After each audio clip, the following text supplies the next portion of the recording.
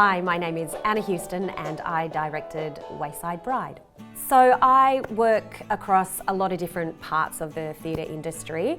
I trained initially as an actor and have worked mostly in theatre, and then about 10 years ago started shifting more into the directing space, and so now by and large that's what I do. I work as a theatre director. This is my third time working at Sydney Actor School. I've directed 2 shows prior to this, and it's always a pleasure to come in and work here and get to know these incredible students at various points across their journey. This is my second time directing their graduation piece, which is always really fun, but it does bring a little bit of pressure as well, because of course as a director you want these students to be showcased and to do the best they absolutely can for all of the industry folk that are popping in to see the show. Wayside Bride was written by Alana Valentine, one of Australia's most acclaimed and awarded contemporary playwrights. It's the story in a nutshell of Ted and Margaret Knopfs and the work they did when they founded and then grew Wayside Chapel. And I'm pretty sure most Sydney-siders will have at least heard of the Wayside Chapel. It's an incredible institution.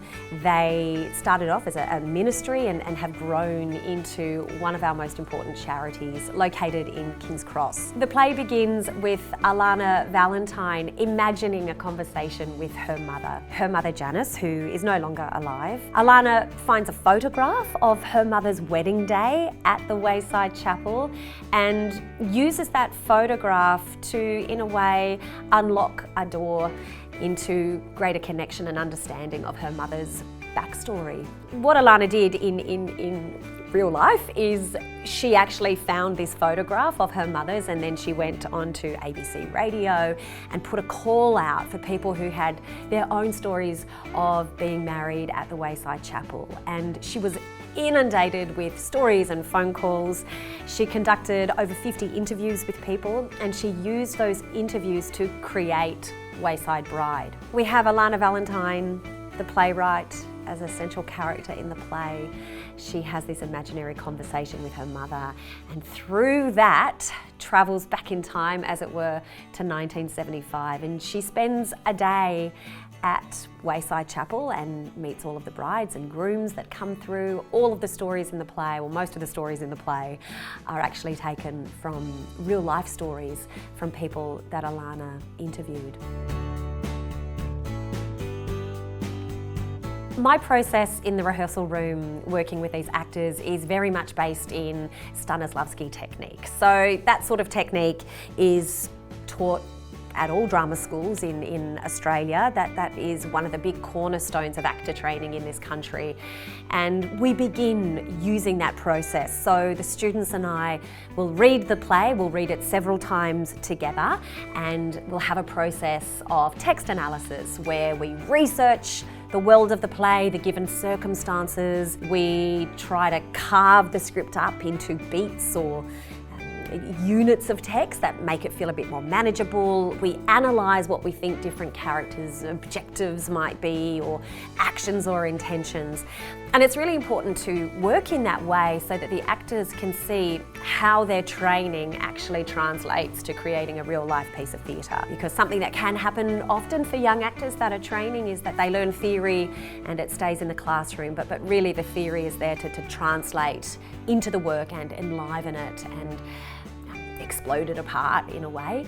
So that was our process. We rehearsed over about 3 months part-time. Then we moved through the technical rehearsal of the play into dress rehearsals of the play, and then into a performance season. What's really remarkable about the work that happens at the Sydney Actor School is that the students aren't just there to learn about being an actor, they're there to learn about how to be really well-rounded out theatre professionals. So they co-design the set, and you can see elements of our set behind me. They source the props and set pieces you see behind me.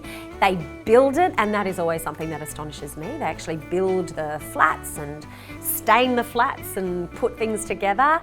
They help design the sound and the lighting. They bump it all in, which means they build it in the theatre, and then they bump it out, which means they take it out of the theatre. So it's a rehearsal process that encompasses every single element of theatre making and performance. A really important part of these actors' training is being ready for a professional landscape. And that can be as simple as being on time for rehearsals, being prepared for rehearsals, so things like learning your lines and knowing what everything your character says means, understanding why your character is saying those things. But it can go and should go a little further than that in terms of being industry ready. There's a couple of things that I think are really important for an actor to understand. One of those is the importance of a safe rehearsal room, and that is to say a rehearsal room where every actor feels like they're part of an ensemble. They're treating each other with courtesy and respect. It also means that they are advocating for themselves, and a big thing we've been talking about in our rehearsal room is that whilst we need to have respect for each other, and whilst we need to understand that ultimately a director is the captain of the team, that we also want to, in a way, sandpaper down the edges of a very rigid hierarchy in the rehearsal room. Actors do their best work when they feel empowered and safe, when they feel respected, and also when they feel like equals in the rehearsal room, so that their artistic taste and aesthetic and temperament and understanding of tone is just as important as anyone else's, just as important as mine. So that was a really big sort of pillar in our rehearsal room. If a scene or a moment feels a bit sticky or unclear, empower yourself to say, hey, can we have another look at that? I'd like to have another shot at that. Can I make an offer or a suggestion? And the other element of it as well, and this is going to sound like such a cliche, and it is a cliche, it's to take the work really seriously, but not to take ourselves too seriously. So that's not to say that what actors do isn't really important. It is, and these actors have spent 2 years training. It's important work, but that doesn't mean we can't have fun and laugh at ourselves and be silly. And again, it's another big cliche, but something else I would say to the actors is that it is called a play.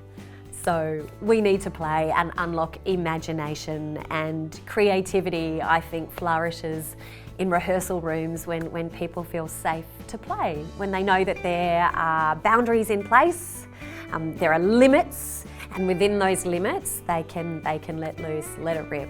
So those were some of the other pillars of professional conduct which we attended to and were mindful of during the process. Working with students, particularly students that are about to graduate from their drama school, is always a very exciting endeavour, because you get to see a journey of growth and change, and that really is the most important thing. It's not really about some kind of external way of benchmarking an actor. It's about looking at each individual, understanding how special and unique they are in their talent, and then helping them expand in that way. Because in any group of actors, you're going to have a really diverse mix of ability and skill and taste and aesthetic and range and capacity.